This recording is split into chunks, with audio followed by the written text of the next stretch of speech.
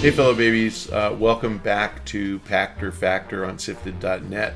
I hope you're watching real time as a Patreon patron. If you are, thank you very much for your support.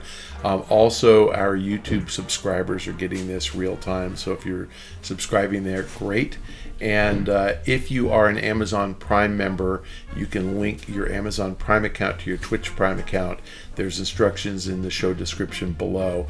That will get us paid and cost you nothing. It's one of the perks that Amazon gives you for being a Prime member. So please try to check that out. If you haven't done it in a couple months, renew it, because we get paid every time you renew that and every time you watch. So would appreciate it.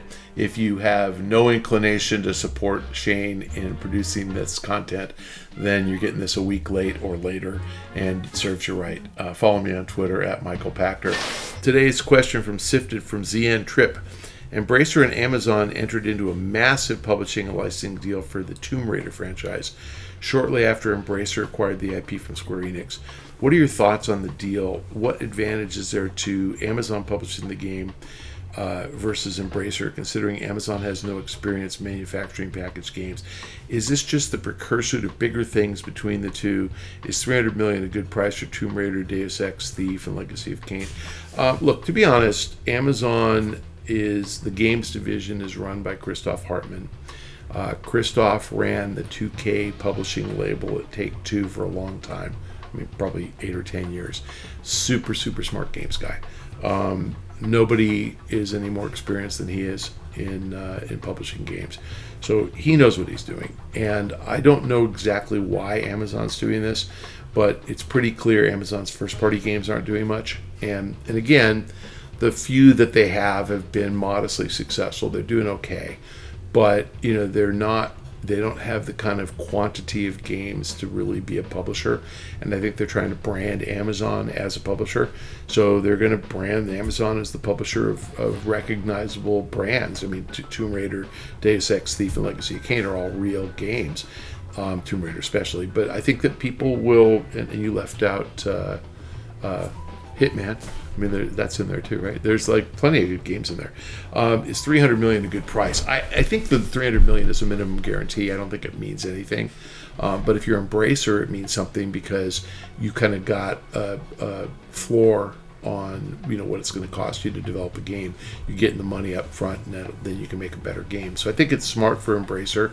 They're not giving away very much, letting somebody else publish it. It's really just a publisher spread.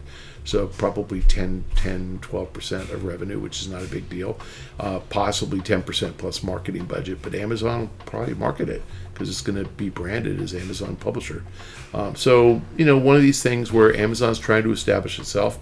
It's obviously not going to win the publishing rights to FIFA or to Battlefield or to Call of Duty or to Zelda. So, where do they go? They go to a smaller publisher and secure the rights to smaller titles. I think this is smart for both. Embracer can use the money. It gives them more development dollars. Amazon can use the brands to establish itself as a powerhouse in gaming. I can tell Amazon's getting serious about gaming. I'm actually meeting with them at DICE. And I've never met with anybody from Amazon Games since they started. I mean, I know them, obviously. I knew John Smedley, or I know him really well, but he just left. But I've known guys there, but we don't meet formally as part of an Amazon arranged meeting, and they're setting up meetings. So they clearly care about establishing it. I'm going to know a lot more after I talk to Nintendo and after I go to DICE than I know right now. So I'll address this topic on a future episode. But the answer is anybody who is willing to absorb some of the risk from publishing a game is welcome, typically by the publisher. And, Embracer has never made Tomb Raider, Deus Ex, Thief, or Legacy of Kain. I get that they picked up the studio, so obviously they're going to be able to do it. But I think they'd love to defray some of the cost, and this makes perfect sense. They found a deep pocket willing to do that, and they're going to make some money.